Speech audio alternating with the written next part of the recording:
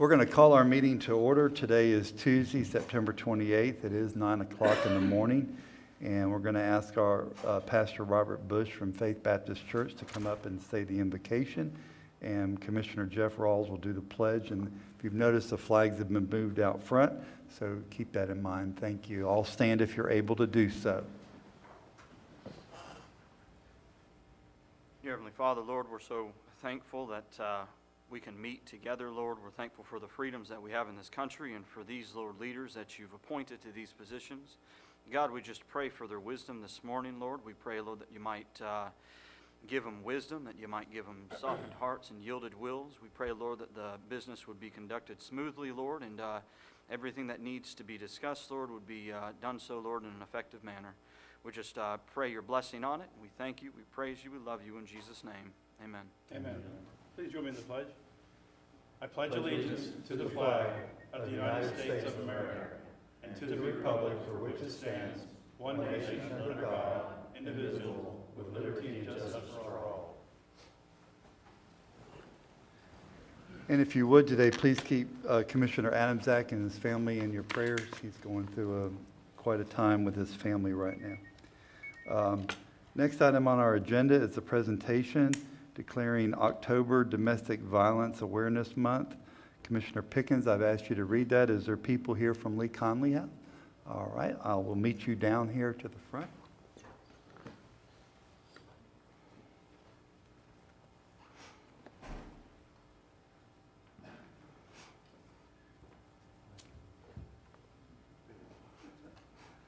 You did good, thank you.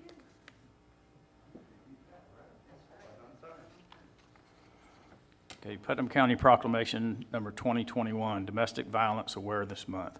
Whereas domestic violence is a crime that impacts all citizens of Putnam County, and whereas the impact of domestic violence is wide-ranging, taking a dramatic toll on the criminal justice system, law enforcement, the healthcare community, and society as a whole, and whereas each year in Putnam County, estimated 1 in 4 women and 1 in 9 men are victims of domestic violence that would translate to 13,000 individuals affected in our county.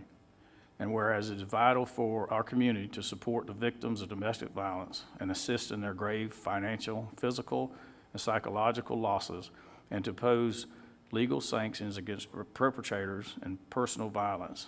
And whereas the Lee Conley House is the only domestic violence center in Putnam County, providing 24-hour service, counseling to victims and their families, and has been awarded certification through the Florida Department of Children and Families.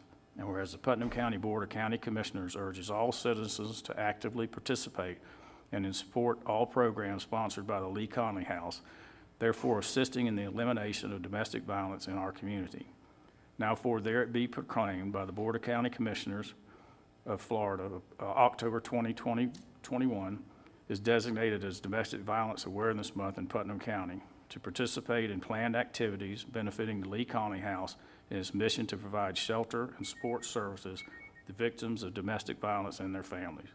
Done, ordered, and adopted this 28th day of September 2021. Mr. Chairman, I move we adopt this proclamation. Motion by Commissioner Pickens. Second. Second by Commissioner Rawls. Further discussion on the motion. All in favor signify by saying aye. Aye. Opposed, like sign. The ayes have it. Thank you very much.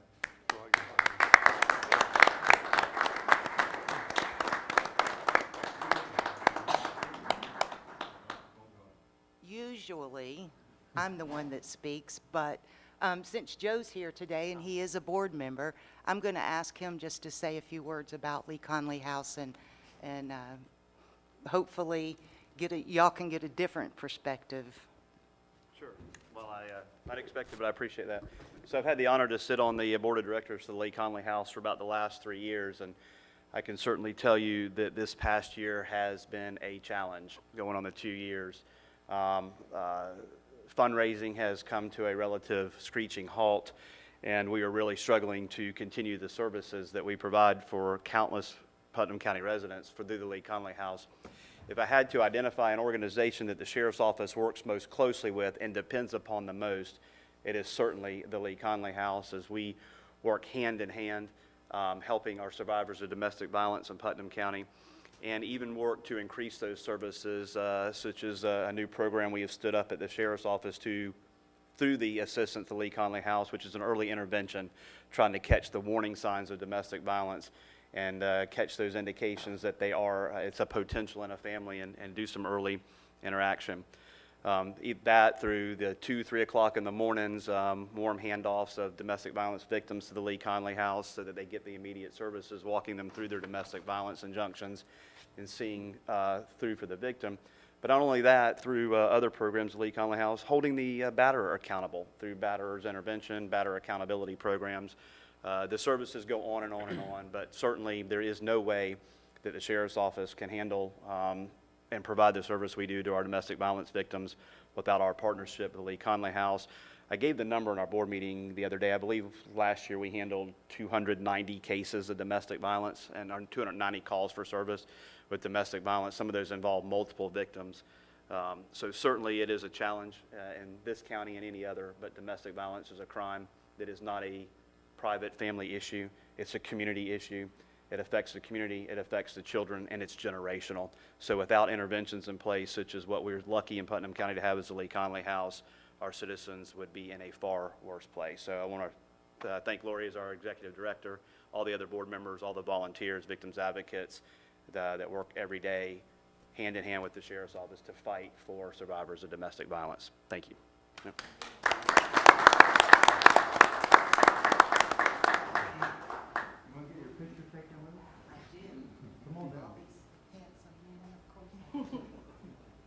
Well, no, Give a little closure to her. Look where I got up here. okay. Jay, you might want to. Get up front. Well, I'm just saying. Y'all here? I think so. We're We're good. good, we're good, we're good. Come on, girls. These are two of our advocates. Room down here. You want to stand up on this side? trying to take spots from them. Yeah. You get there? I'm good.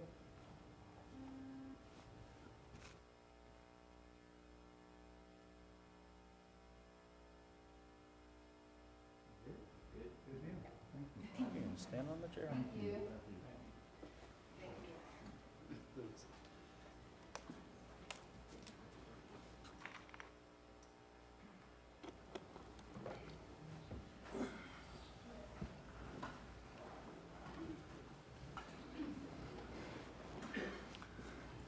All right, next, thank you very much, Lee Conley House, and the work that you do for Putnam County. Next on our presentation is Julianne Young, who's going to give us project updates, so hang on to your seat. It's going to be riveting and exciting today. Good morning, Commissioner. It is our monthly update for projects. And just a reminder, this is not an all-inclusive list of projects or initiatives underway by county departments. This is a hot list of items underway of most importance to the commission, our citizens, or administration. With that, we will begin with an update to the animal control facility. Core borings were obtained, analysis was provided, and staff is working with Commissioner Rawls to prepare a draft RFQ to solicit engineer architectural services. The Department of Health on the COVID initiative front, DOH continues to work on the COVID response. Curative is now set up on Husson Avenue, the testing site, to provide PCR testing Tuesday to Saturday from 9 to 5, no appointment necessary. The Department of Health is offering Pfizer and Moderna vaccines at the Health Department Monday through Friday from 9 to 3 p.m. They also do community vaccination pods at various locations as scheduled. They're also offering student PCR testing at the Health Department from Monday to Thursday, 8:30 to 4:30, and on Friday from 8:30 to 2 by appointment only. The Department of Health is also finishing up an interior building renovation project. The construction is substantially complete. The certificate of completion was issued on 8/19 of 21. The library has the Melrose Library expansion project underway. Construction has begun. HVAC and electrical inspections have been passed. Doors are on the way. Temporary windows will be installed soon. Permanent windows have been delayed. Brickwork appears to be complete. The soffit will be installed. The fascia will be painted to match the soffit, and internal colors have been selected. Parks and Recreation has the Georgetown Park project. The relevant GIS data to process the various site characteristics has been gathered. A high-level site inventory regarding slope, topography, and hydrology has been performed. Development of the site design is currently in process. Prominent trees and other structures to inform the schematic design will be located this month. Staff has met with the consultant from UF this month for an update on progress and the opportunity to provide feedback on desired key features and elements. A preliminary conceptual design is being drafted to incorporate those key elements, and additional work on the remaining management plan objectives is in progress. The Flora Home Park Historic Building Renovation Project is underway. The rough electrical is complete. An account for electrical services has been established with Clay Electric. Preparation of the building exterior for painting is nearly complete. Paint has been purchased. Painting community work day was canceled due to COVID, and they plan to hire painters. Installation of the front interior doors is complete. Exterior side doors and 3 interior doors have been ordered. The well driller has been selected. The health department and the well driller have met on site and selected the location for the well. They are still waiting on installation of the septic system. They are preparing to begin construction of the exterior porches and completion of the interior. The Flora Home Fall Heritage Festival is scheduled for October 16th, 2021, and all proceeds from that event will be going to the clubhouse project. The planning department has the comprehensive plan underway. Staff continues to work on addressing the comments sent to the county by the Department of Economic Opportunity.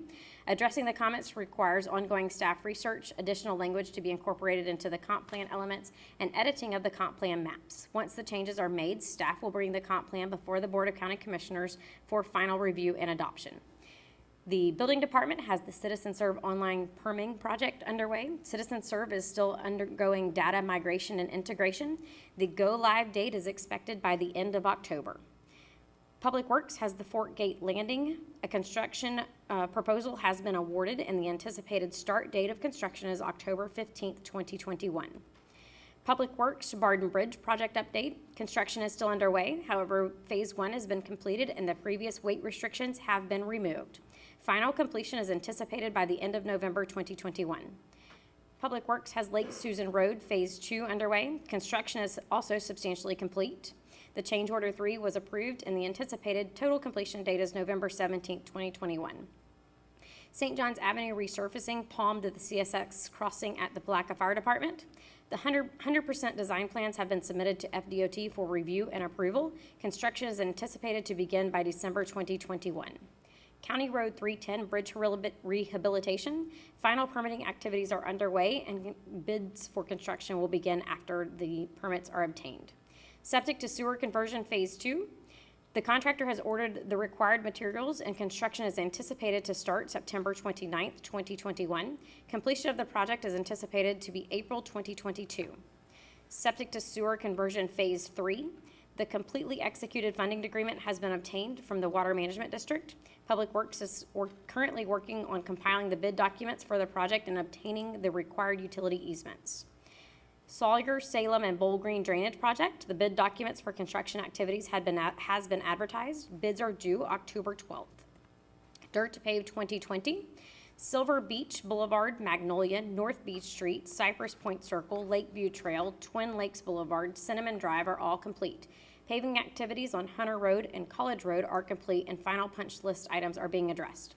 All remaining roads are scheduled to be completed by December 2021. East Putnam Drainage and Flooding Mitigation. Phase 1 construction activities are scheduled to begin September 29, 2021. Phase 2 construction activities are complete. Phase 3 bid documents are underway and anticipated to be advertised by end of October 2021. St. John's Avenue drainage improvements, State Road 19 to County Road 309C. Engineer design services and advertisement for construction activities are scheduled to be completed by January 2022. St. John's Avenue multi-use trail, the change order is still being reviewed by FDOT for consideration to provide Putnam County with additional funding. Once a decision has been made by FDOT, the change order will be presented to the BOCC for execution. FDOT will provide the county with concurrence to begin construction after the change order has been approved. Countywide drainage improvements, the bids were received August 16th and are under review. A recommendation to award is scheduled to be presented at the October 12th BOCC meeting. South Palm Sidewalk, Druid Street to Silver Lake Drive. The signed funding agreement has been sent to FDOT for execution. Once the completely executed agreement has been obtained, the project will be advertised for construction. Saratoga Harbor Drainage Projects, the permit requirements have been completed. Bid documents for construction activities are underway. James A. Long Elementary and Jenkins Middle School Safe Routes to School, 100% design plans are under review by FDOT. Fiscal year 21 road resurfacing project. resurfacing of Dorlight Road, Swan Lake Drive, Carlin Road, Old Louis Lacka, Wirtz, Live Oak Street, Bear Boulevard, and Bryant Avenue are now complete. The remaining road locations are scheduled to be completed by October 29, 2021. County Road 315 resurfacing project, RFQ 2130 has been issued. This will secure the engineering for the project. The submittals are due October 22nd. Cell 4A construction out at the Sanitation Division. Cell 4A construction continues to move forward. The south side leachate connection is complete. The electrical is in for the leachate pumps. The liner is ready to be put into place as soon as the subgrade is ready. The completion date is looking like mid-October due to the rain that we've had since the 1st of June. This concludes my project update. Found that riveting, didn't you? Thank you, Julianne. There's a lot going on in the county, and that's why it's important for us to let our citizens know that, and we appreciate it. So thank you very much. The septic was installed yesterday in Flora Home, so that's moving faster and faster out there for that project. So thank you. Okay, our next item on our agenda is 9:05. It's actually 9:16. Public hearing, Planning and Development Services. Item A, Planning and Development Services zoning map amendment from residential 2 to ag, case number R21014. Wendy, you're already at the microphone. Good. This is an ordinance of the County of Putnam. I don't, State of it's not Florida, on. amending the official zoning Wendy, map. it's not on.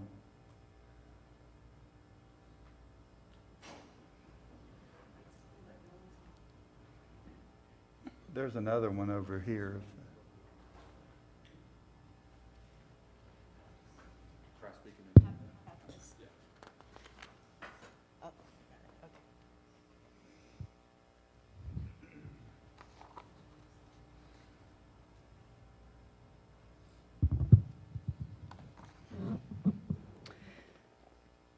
Ordinance 2021-29, an ordinance of the County of Putnam, State of Florida, amending the official zoning map for the Putnam County Incorporated into Article 2 of the Putnam County Land Development Code, Ordinance 2005-18, providing for severability and effective date, case number R21-014. This is an application from Whitney and Michael Davis for a zoning map amendment for a single parcel from residential 2 to agriculture. The property is located at 229 Poinciana Drive, Interlochen. The parcel is designated Ag 1 on the future land use map. The parcel is 4.69 acres in size, has approximately 327 feet of frontage on Poinciana. There are no known wetlands or special flood hazard area in the area, and the parcel is currently vacant. This is the aerial of the parcel, the future land use, and the current zoning. The surrounding zoning is R2. Staff finds that the proposed rezoning to ag is consistent with the comprehensive plan, consistent with locational requirements for ag zoning, compatible with the surrounding uses. Staff recommends approval of the request amending the zoning map from R2 to agriculture for the subject parcel. On August 11, 2021, the Putnam County Planning Commission voted 6-0 to recommend approval to the BOCC.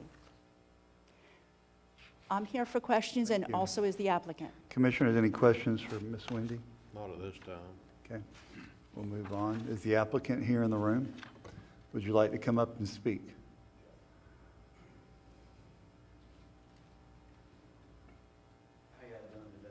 Well, how are you Please, doing? please state your All name. right. State your name and address for the record. What was that? State your name and address for the record. Michael Davis, 229 Poinciana Drive, Interlochen, Florida, 32148. We wanted to switch to agricultural because I already got my well installed, I got my electric turned on, and we're wanting to plant fruit trees on the whole front of the property line. And my wife runs a construction business, and I'm on disability. So I'm just at home all day long dealing with my kids and nothing else to do, so I wanted to plant a whole bunch of fruit trees so it gives me something to do. Also, we're wanting to do a well house big enough to put solar panels on it, because I'm going to convert my well to solar panels so that I ain't burning up a whole bunch of electricity trying to run my sprinkler systems for all the fruit trees. We plan on planting anywhere from 150 to 200 fruit trees. Okay. And then we're eventually gonna put a house on it closer to the back, and then a little shop, so my wife can have all the business equipment and all that back there. And we're just asking that we that we can get approved to convert the land to agricultural so that we can do our fruit trees. There's nothing out there. I know the guy that owns 5 acres across from me. He bought it for his 3-year-old grandchild, so when he gets older, he can build a house. And land beside me, the lady bought it, and she's saving it for her children, her grandchildren, and they're like 11 and 12. So I have one neighbor on the other side of us that he's all for it. He said his wife, before she passed away, used to do a nursery in their land in the back. So he's all for it. He's encouraged me to go for it and do it, and it gives me something to do. So we're just asking that y'all would be able to approve this so that we can get it up and going, because I already have like 60 fruit trees on the way, and they'll be here in December. I have a few questions for you. Is that your primary residence? Well, that's what we have as our primary. We're actually from Texas. Are you living there now as your primary residence? No, we come down like every other weekend, but we started converting stuff because my disability and I pay child support. And my mom's in the process of selling her house, so she wanted everybody just to get all their mail and everything. So we have a P.O. box that we use just for like important stuff and everything. Okay. Now that we have electricity, the post office, and there was already a mailbox on the property when we purchased it. And the post office said once we had the electric and all that, then they could start delivering out there. So we're switching everything out there. I have a few more questions for you. Do you take your campers that you have sitting on the property off every weekend? We sold one of them, and the other one that we just purchased is for when because my wife works for investors and all that, and we travel.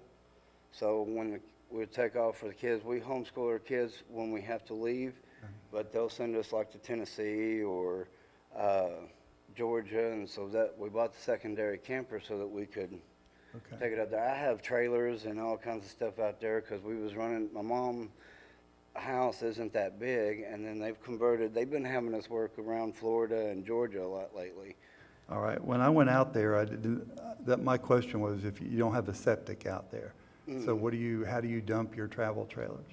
There's a RV park on 20 right up there. Cooper Lake? They let us dump for free. Okay. And do you haul garbage out to the road now? Yes, whenever we have, But you're not paying a waste fee for that? yes, it's on our, we take it out to with the neighbors, because he told us just put all our trash out there with the neighbors, Okay. with his. And the 4x4s that are lining our county road, how did that get there? We're having issues with the grader. But that's our road, and that's our right-of-way. Well, we was told we could line them up 20 feet from the property line down to keep him from digging into the driveway. Sir, no, sir.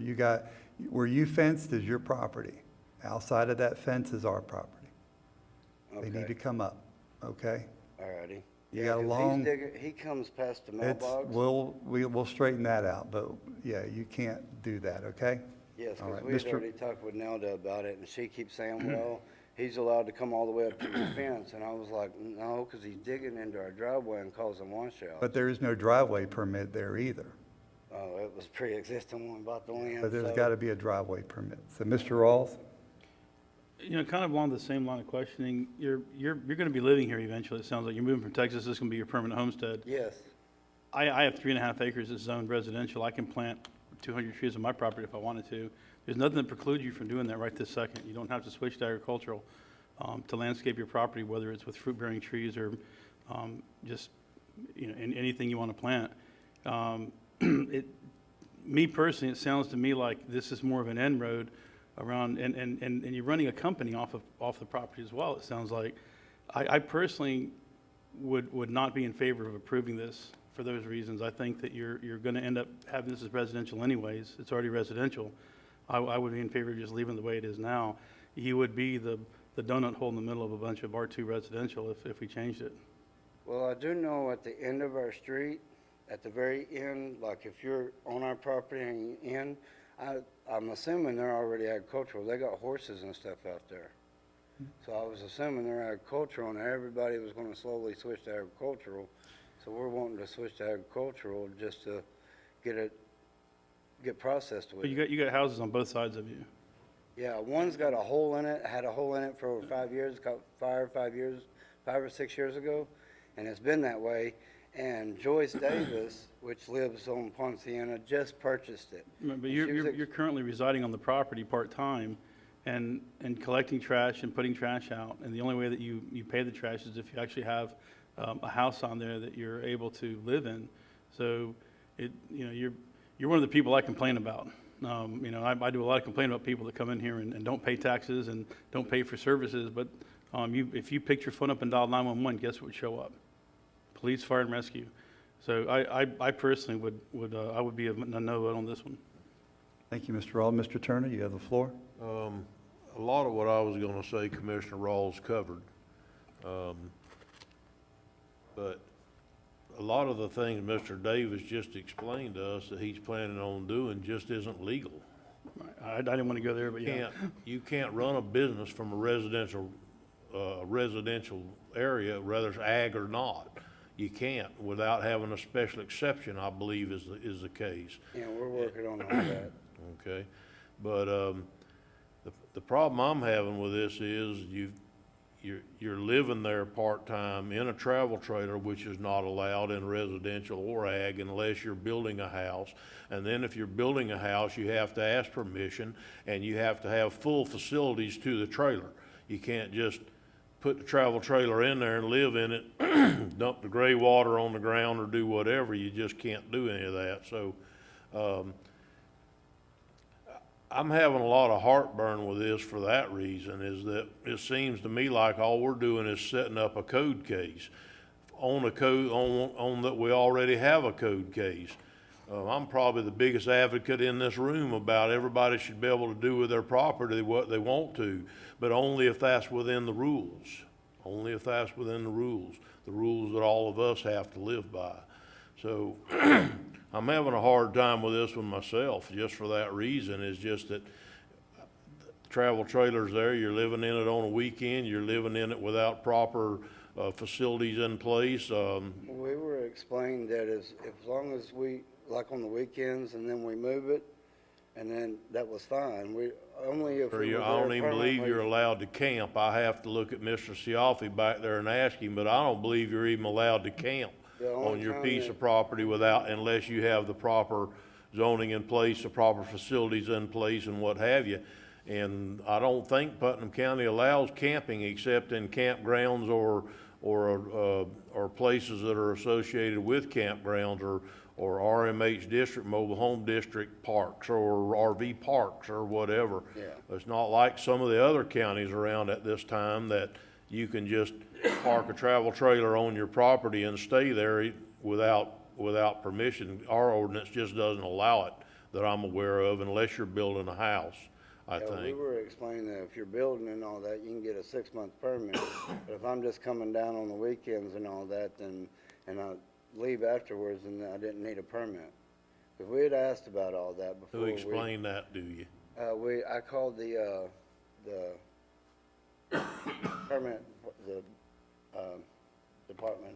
So the building department explained to you that you didn't need a permit or anything to stay in a travel trailer on a piece of property out in the woods, and that you could do As long as I that? was only coming down on the weekends and doing some clearing, and I was leaving and taking it with me, then I didn't need one. Mr. Chairman, if I may, I can clarify that point. So anyone in a residential district is permitted to have an RV for temporary occupancy for up to 14 days. But after those 14 days, they have to remove the RV. Okay, And it has to be self-contained. Okay. okay. So it is an allowable use, in other words, as Yes, long sir. as he only uses it with less than 14 days at a time. Now, if he puts it there 14 days, and then does he have to take it off for another 14 days, or does it just take it off for an hour, run it up to the RV park, dump his take, bring it back for 14 days? No, it's, so he would have to take it it's not 14 days that he has to take it off for, but it's meant to be just temporary. So he can have it on there for a maximum of 180 non-consecutive days. So however however the property owner would arrange that would be up to the property owner, but it cannot extend past 14 consecutive days. I think we're gonna make some changes in that when the new land development code comes and probably make it more lenient than what it even is now perhaps. But it's not just wondering how it is right now. We can't do it like we wish it was.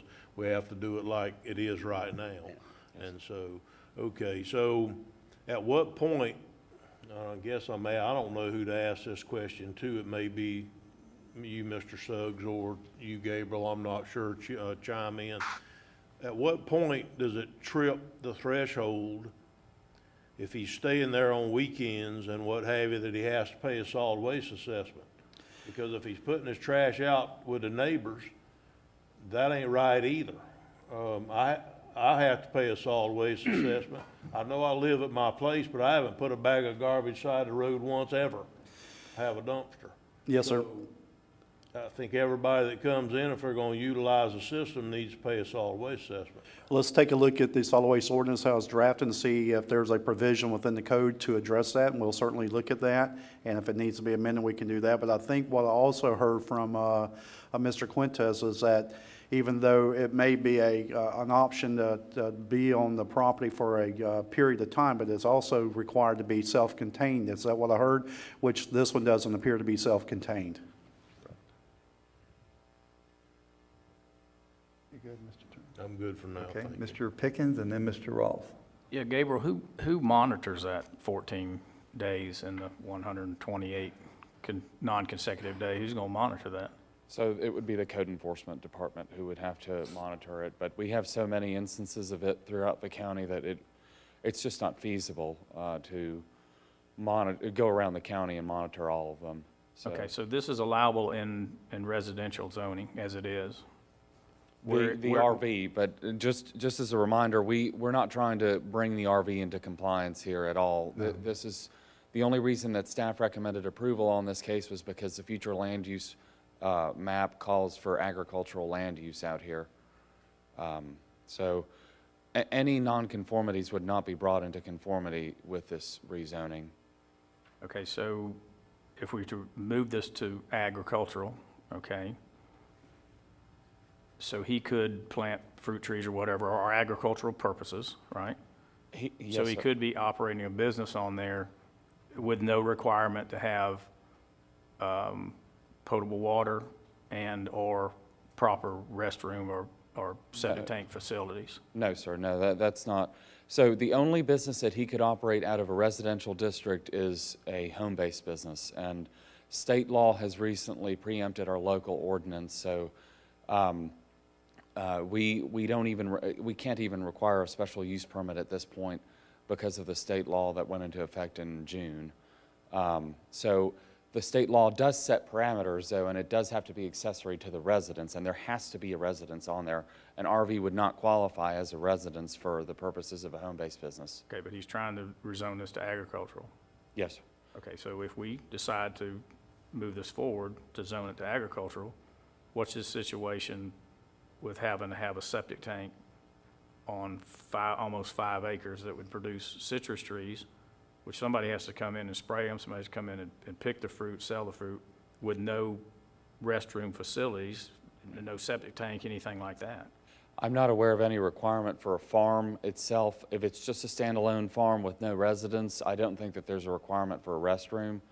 If he had some other home-based business, he probably would be required, or I know he would be required to have a restroom.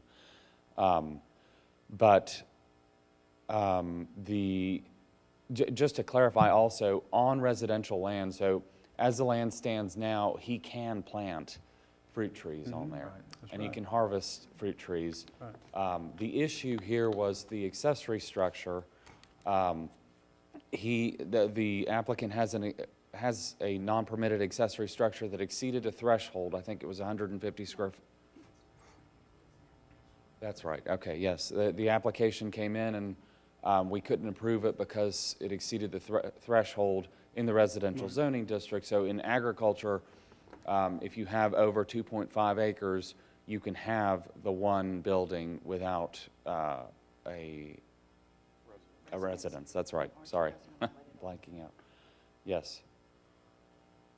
Okay, that's all I got right now. Mr. Ross? Because I'm wanting to, Mr. Davis, hang on a second. Mr. Ross? So I guess what is the advantage of going from residential to commercial? And because everything you've described, you can do on the property as it sets right now. well, with the way that the land is, it was like at the last hearing that we had, the land, the way it's, the sizes and everything, to be able to do the amount of fruit trees, to do my well house with the solar panels and all that, and the house, it's within the proper zoning, it's not big enough. If I go agricultural, it'll give it the clearance that I need to be able to plant the amount of fruit trees and be able to expand, because, So why not just, It's not about fruit trees. Yeah, it's about- yeah, It's about the building. well, Yeah, it's the that's building what and it the sounds fruit trees, like. because all of it was It's in about the motion to building. do together, was the fruit trees and the well house. how many and the watts are you looking to solar. generate off this well house? Huh? How many watts do you need to generate off the well house? The solar well, the pump and all that will run off of 16 solar panels and 12 batteries to store it like on cloudy days and Yeah, all but how that. many watts are we talking? 300, each solar panel is running off of 380 watts. 4,800 watts? Huh? 4,800 watts then? Yeah, Okay. close to that. Mr. Ross, I- he's got a 200 amp service out there already. Electrical service. Yeah. We had to test the well Right. because we have a 300-gallon holding tank. I get And it. we had to test the well to get the proper size solar system for it to be able to run the amount of fruit trees. And so what we did was, once we got the power on, we ran the water just to let it run at the time frames of what our timers and all that would be at to water But you don't, everything. to be honest with you, you don't need a building to put up solar panels. Well, the electronics for the solar panel system is not waterproof. And you gotta be able to protect the. You don't need more than 144 square feet to put in 12 batteries and some inverters. 16, you want to keep the batteries and I'm the very familiar with this. I do it for a living, so, Yeah. what I'm saying is that you could easily contain that in a 150 square foot building for agricultural purposes, like you're talking about. You don't have to put the panels on the roof, but if you're only talking 16 panels, We all had to put it on the south side to be able to get the Yeah. full function of it. So to make it big enough to hold 16 panels, I just, you know, my gut tells me that we're better off leaving this as agricultural. I think you'll be Residential. fine where you are, or residential rather. You'll be fine where you are. You still have room to place the panels, you still have room to put your equipment, and you'll be able to plant all the fruit trees you want. But I agree with Commissioner Turner, and if you watch the videotape and look at my face when you said my wife wants to run her business out of here, I cringed. And that, you're setting yourself up for a code case at that point. So I would caution you there, because Well, you the can't only run, thing- and I can't run my construction company out of my house either. So I'm, you know, I mean, the only thing, because she does travel for investors and all that, so it's a lot of traveling. The only thing that would basically be on the property would be like any equipment, tools. And as far as yeah. anybody coming to the house to request service, they don't do that because we don't work for residential. I would be cautious of how you dig your ditch, so you're digging it deep. Thank you, Mr. You done, Mr. Ross? Okay, good. Mr. Turner?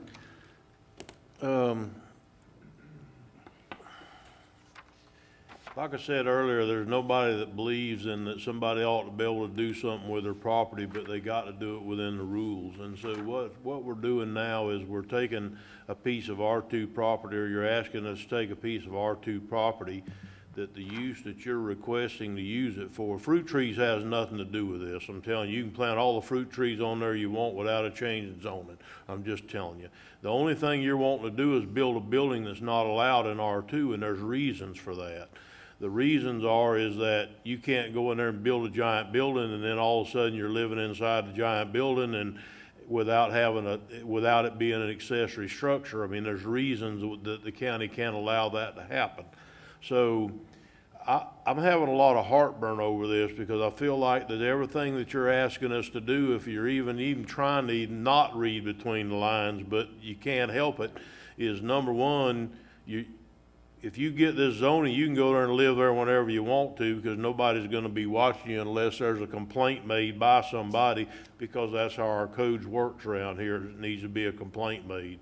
So we're basically, if we pass this, we're saying that in my opinion, we're saying that we're allowed with it. It's okay with us if you go out there and stay in your travel trailer with no facilities and hook into your electric and water that you have now. And if you're needing solar, you can put your panels out on stands. I see it every day. I mean, I'm not a solar expert, but I see that you don't have to mount them on top of a building. Don't have So to. I don't see any advantage to having this other than you're wanting a building that you can't have in a residential area. Am I missing something? When I called zoning and all that, and I was speaking with the one lady, and I told her about fruit trees, she says you can't build fruit trees in an R2. That's what started this whole thing, because I don't believe that was accurate. I I had don't know. already I think planted- you can plant all the fruit trees you want to. I had Fruit already trees, planted pine four. trees, whatever kind of trees you want in a residential area. I don't think you can have an accessory structure that is in fact not an accessory structure, because you have no existing structure there for it to be an accessory to. So, See, I had called and asked, when I first called them, I had asked them, told them the size of the building, what I was gonna do with it, planting my fruit trees and everything, and the one lady says, I don't see a problem with that. So then I came in and I got requested my permit and all that, and I spoke with another lady, and she was like, oh, well, you can't plant fruit trees in an R2. And she says, we can try to do your permit for the building, but I don't see it happening. And I was like, wait a minute. I had called in advance because I ordered the building online when I was told that they didn't see a problem in it. And I had ordered the building and already had started ordering fruit trees. I even bought a few at the store and planted some. And then I'm being told different when I came in to pull my permits. Mr. So Davis. then I was like, you know what, forget this. I'll just switch it to Mr. Davis, not to, agricultural. we've heard this, so we need to kind of move on if you don't mind. This is a public hearing. So, Mr. Turner, you still have the floor, sir. I don't believe you can have an accessory structure unless, even with a special exception, can you? Or can you in a residential area with a special exception? No, sir, unless it's adjacent to a lot that already has a primary use structure, you Yeah, can. there has to be a primary before you can have an accessory. Could you have a standalone building in a residential area with a special use permit? No, sir. Non-allowable, okay. So, the problem I'm having with it is I'm not a fan of what I'm fixing to say, the term spot zoning, but if there ever was one, this is it. When you got a piece of ag that you're fixing to stick in front of a higher use, so you're gonna downgrade one parcel in a residential area where somebody can build a building that for good reason they can't build when it's in a residential area. I always have a great difficulty going against a vote on the planning commission, a great difficulty, because I trust those people to, to do the right thing. But I'm having trouble with this one, guys. I really am. I'm having a lot of trouble with it because for the biggest reason is I think you're taking a higher residential zoning and all the lots around it are zoned that, and you're downgrading the zoning to ag to allow something that is not allowed for good use, for good reason in the residential area. So I don't think I'm gonna be able to support this, Mr. Chairman. Okay. Thank you for coming up. I do have to open it up to the public for any yay or nay, so thank you for coming. Is there anybody here that would like to speak in favor of this application? And anybody opposed to this application? Okay, we're going to close the public hearing. And Commissioners, what's your pleasure on this item? Mr. Chair, I make a motion that we reject the applicants. Proper motion by Commissioner Rawls to reject the application.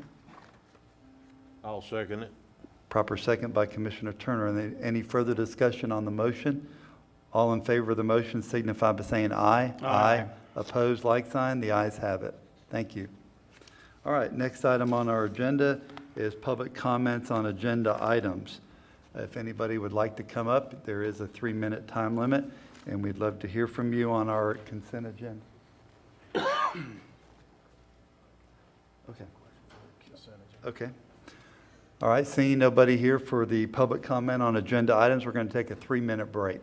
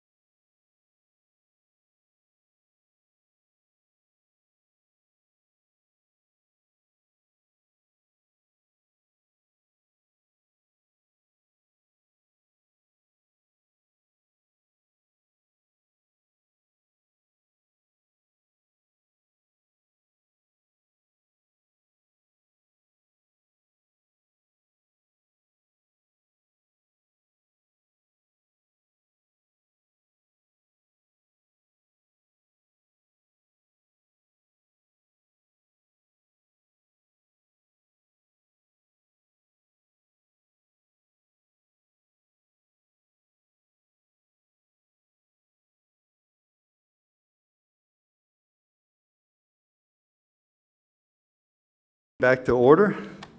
And there was no public comment on consent agenda items.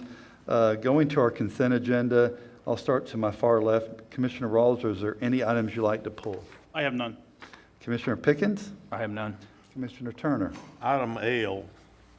L. And I have none, so the chair will entertain a motion on the remaining items. Mr. Chairman, I move that we pass the consent agendas, item A through 0, with the exception of L. A through O with the exception of L. I'll Okay. second. Proper motion, proper second. Any further discussion? Hearing none, all in favor signify by saying aye. Aye. Aye. Pose like sign. The ayes have it. Commissioner Turner, you pulled item L. Yes, I just wanted to take this opportunity more than anything else and say, I'm not wanting to say anything about not hiring these people. I think they do a wonderful job and all that. I think and I know that staff's working on it some. So we've got to start a safety program and a loss run control program in this county. I mean a serious one too. I know that y'all are working on possibly cutting out the sheriff's department and doing their own, if that would be a better rate, or I know you're working on all that, and I appreciate you doing it, I really do, but I didn't want to miss this opportunity to say that we've got to own this. If we don't, if it keeps going like it's going right now, that is the one driving factor that's going to drive this county into financial ruin, because it's getting worse every year. I think that we've got, I know that we have a safety director, I know all that, but I'm telling you, we need a full-blown safety program in the different departments. Public Works, EMS, the Sheriff's Department is gonna have to get on board with this. We're gonna have to figure out a way to control our loss runs where right now they're not being done. I've seen this scenario in the past. I've seen it, and it can be fixed, but it takes some effort, and we just can't stick our head in the sand on this issue any longer. We've got to start doing our very best to control the loss runs on workers' comp. I know that health insurance has been a real big issue for us lately, and not lately, for years, but workers' comp somehow kind of just falls by the wayside here and there. And we've got to come up with a certified safety program.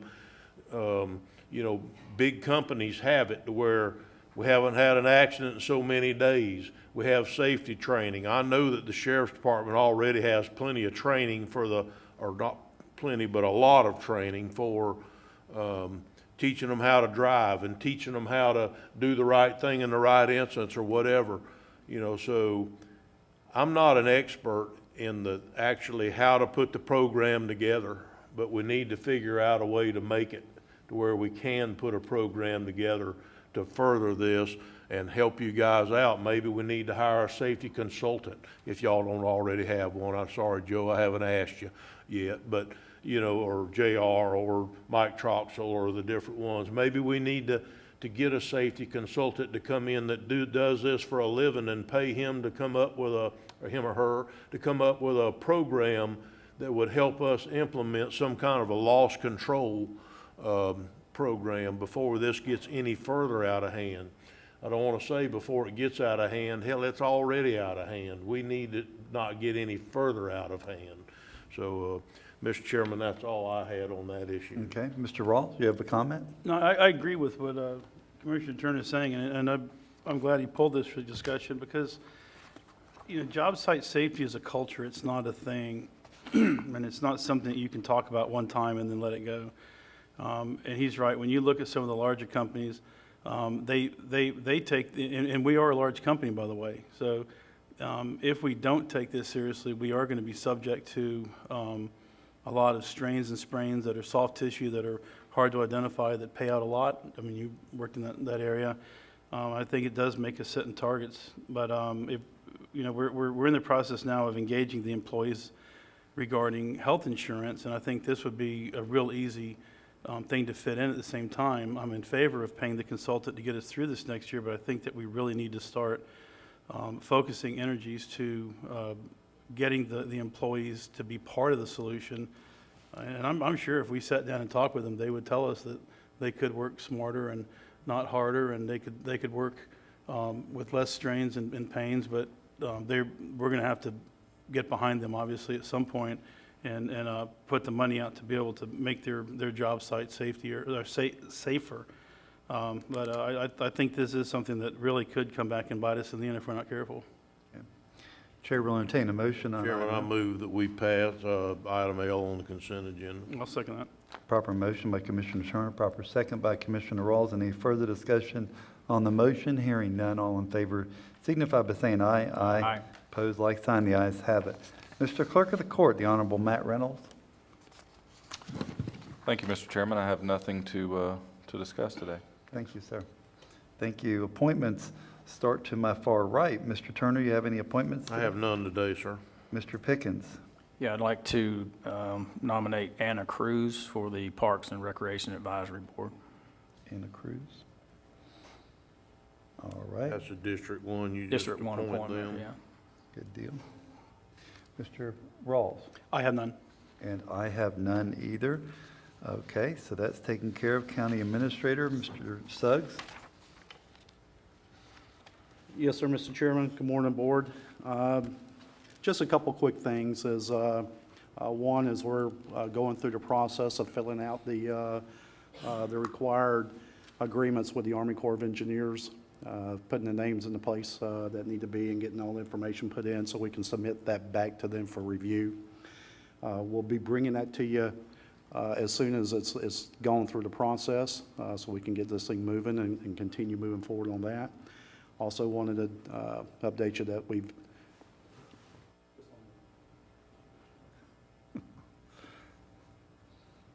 That's the part when you're in trial and I got to confer with my attorney. I also just wanted to continue the discussion, let you know that we're continuing to work through the potential purchase of property over off of Comfort Road. Yep. And the, and an interesting thing happened last Wednesday night. I think it's worthy to share, especially we're sitting here today talking about potential training and being safe and doing the things that we need to do for our staff. On 2 occasions now, one as recent as last Wednesday night, the wife and I were driving home, coming over the bridge, and I see a fire truck, 2 ambulances, and the chief's vehicle at about, sitting by the road at Veterans Park. Well, coming over the bridge, when you see all that, the first thing you think of is, oh my God, what has happened? So I turned in to just kind of see where we were, what was going on, if any assistance I could offer, but what they were doing was nighttime training. And they were doing that during the night, not only because it's a benefit to learn how to do these things at night, but also their call log has been so heavy throughout the day, they hadn't been able to get training in during the day. So they took it upon themselves to go out there at 8 o'clock at night to do some training. And, I just want to give a shout out to Public Safety Director Grimes for that and the crews that were doing it. Like I said, that's the second time I'm coming down 207 and I see a fire truck backed up to the lake on 207. Like, oh my goodness, what's going on with the ambulance there? And they were training on a Saturday. And so, these are the things that they are doing, and there are options available to us out there. Commissioner Turner, we'll look at all of them. I'm sure the Sheriff's Office has a training available, maybe the Association of Counties, I know the League of Cities does it, so we'll reach out to any and all organizations to get training in here, because you're absolutely right. We got to get a handle on this one. But, Mr. Chairman, that's all I got, but I just want to give kudos to those folks for doing that training on their own the way they have been doing it, so thank you. Thank you, Mr. Suggs. Mr. Commando. I have nothing to add today, Mr. Chair. Thank you. All right. Commissioner comments, starting to my far left, Mr. Rawls.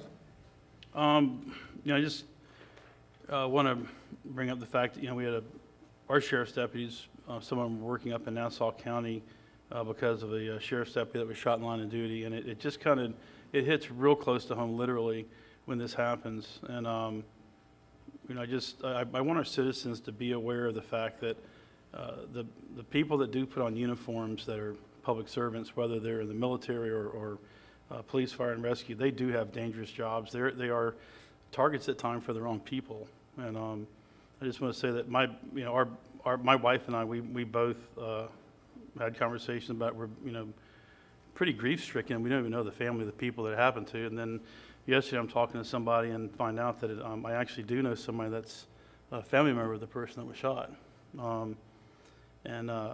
you know, Commissioner Adamsak's family's going through some trying times with a family member, and just want to ask everybody to keep them in their prayers. Otherwise, I think, you know, we're going to finish the budget season up today, get started with a new budget year. We've got a lot of ground to cover. I'm hoping we continue our conversation sooner than later regarding alternative funding sources so we can start tackling some of the tougher issues that we've got ahead of us. This is year 1 of 5 for our $15 an hour minimum wage, and it starts next week. Or I guess actually this week. Maybe part of this week, yeah. So that's all I got. Thank you, Mr. Auld. Mr. Pickens? Yeah, thank you, Chairman Harvey. Yeah, definitely keep Commissioner Adamsak and his family in prayers with what they're dealing with an ill family member. Mike Troxel, I'd like to call you out. Poor Mike. In a very positive way. My wife and I left Thursday to go to the mountains for a quick, short vacation, and I got a text from Administrator Suggs that there was a culvert that was coming apart on Georgetown Denver Road, which is in my district on my way home, actually.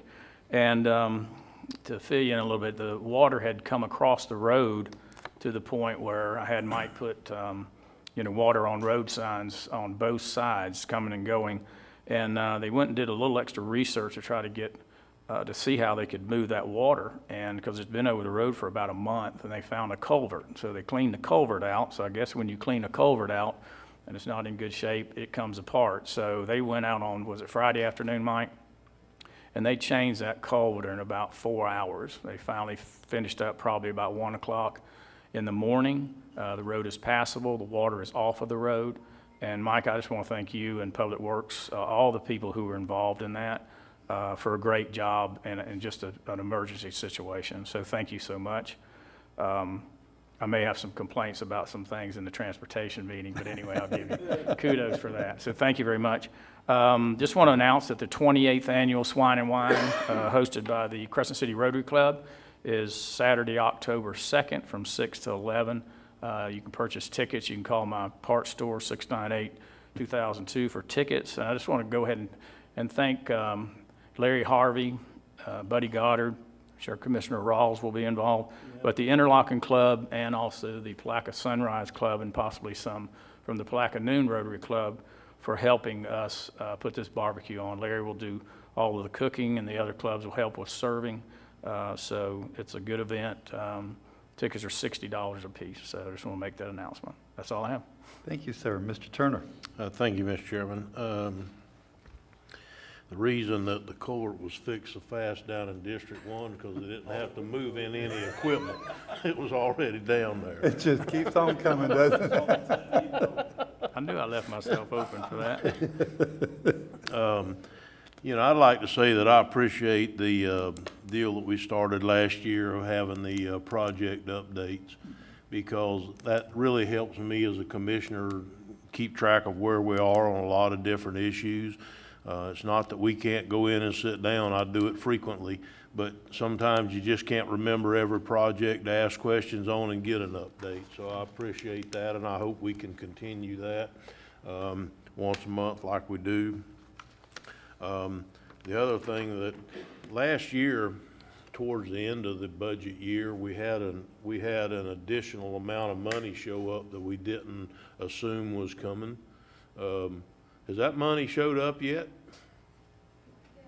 Not yet. Okay, when does that happen? I mean, wasn't it in October or right about October when we had unanticipated income or something that we had show up and we were able to drop the millage rate a few percentage points?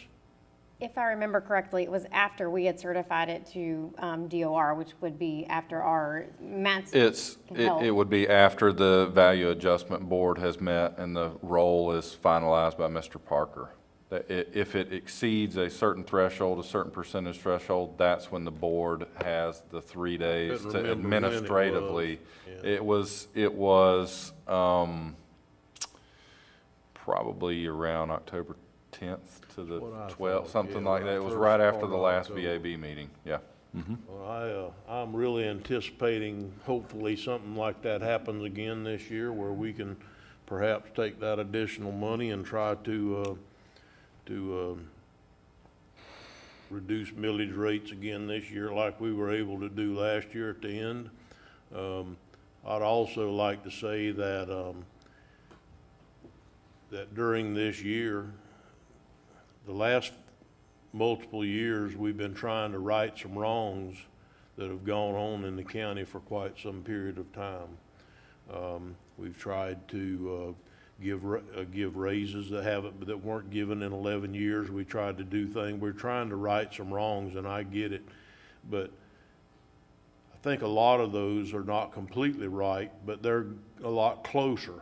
So I would like to start considering next year a way that we could start reducing the millage rate in this county on next year, at the end of next year. So I know that it's going to take a team effort with all the constitutionals and everybody else, but I would like to start that conversation right now on how we can reduce the millage rate. Instead of having a 9.44044, whatever it is, we can get down around 9 or under, which is where we were, I think, when I took office, and they had to do that last minute. Within 3 weeks after taking office, they had to do a last minute vote that we, under those circumstances, had no other option other than to do it. I'd like to see us start trying to work ourselves back in that direction again, at least where we were back then. So I think that's all I have today, Mr. Chairman. Thank you. Thank you, Mr. Turner. And I'd like to give a shout out to Public Works also, not only for the work you did Friday night, late into the night, but the mowing out in the west ends is looking much better. Even the backsides of the ditches and some areas that haven't been mowed in a long, long time, we're getting mowed. The Mighty Max thing that's mowing is just phenomenal. I was down in the Old Woods Road section the other day, on Saturday, and it's just amazing what that gentleman has done, or that person, I'm sorry, it could have been a lady, with that. I do want to caution the public that the MSBU grading contracts are being deciphered right now. MSBUs are very big in my district, but you're going to see a little weight there. So don't expect the grader to hit the road October 1, because it won't happen right now. But they'll get out there as soon as the contracts are issued and everything's worked out. And that's all I have. I think they should try to make that a priority. Yeah. While you are more prevalent in the MSBUs, we all have one or two, and I think they need to make that a high priority on trying to get those contracts out. Yeah, we're working that out diligently, trust me. Yes, sir. And did talk to the gentleman on the redistricting, and he's looking forward to our October 5th. We got the information to him on the GIS system, and he's downloaded it, so he's excited to hear what we have to say. And that's going to be the end of my comments. I do want to open up the floor for any public comments on miscellaneous items, because we do have, that's going to happen again a little bit later. Thank you. Nicole Grace. It's always good to see your happy face. You do not have to have a blue card to speak if you want to speak. Good morning. Nicole Grace with Keep Putnam Beautiful. That was fast. Who did that? With Keep Putnam Beautiful. I had 2 items with Keep Putnam Beautiful and 1 personal one, so I'll be very fast. I wrote it down. I just wanted to note the International Cleanup for 2021 to encourage more individual and smaller cleanups. It has been extended through December, so it's a longer time period. And please contact Keep Putnam Beautiful for supplies, or if you have someone that's interested in partnering. Thank you, Larry Harvey, for the email. I did get it. We're on Facebook, Keep Putnam Beautiful at gmail.com, and 386-325-9598. Also on Saturday, Keep Putnam Beautiful is partnering with Waterworks Environmental Center, IFAS Horticultural Agent, Julio Perez, and Bartram Trail Hikes at Waterworks. They're going to be having complimentary trail hikes with Billy Bartram. They're going to be having a demonstration garden about fall gardening. They're going to be giving away supplies and advice. It's made possible with the TD Green Space Grant through the city of Palatka, so it's free supplies for gardening if you want to try it out and see what they do. And last but not least, on my personal one, is there is a swim meet tonight over at the Putnam Aquatic Center, and we're really excited because we will have the new lane lines in place. So we're not only going to swim fast, we're going to look sharp as well. So I appreciate all of the work that y'all do, and especially as a parent of swimmers, in our county, we have a pool that we can swim in, and we really impress people when we come over. I noted we're just that darn nice, and people love coming over to our pool. So What time's the swim meet, Nicole? 5 o'clock. 5 That's o'clock. why I looked at the thing and I'm like, oh no, public comment at 5:05. Dang it. 5:05. You can run over there after our Exactly. 5:05. I'll run Aha. over there, I promise. Both my boys are And swimming. not only does Nicole pick up garbage off out in the public outside, but last night, she was actually busting the tables at the Florida Farm Bureau dinner, and we appreciate your help there also. Thank you. I'm 4-H, so Thank thank you. you very much. All right. Yeah. Thank you, Nicole. Is there anybody else that would like to speak?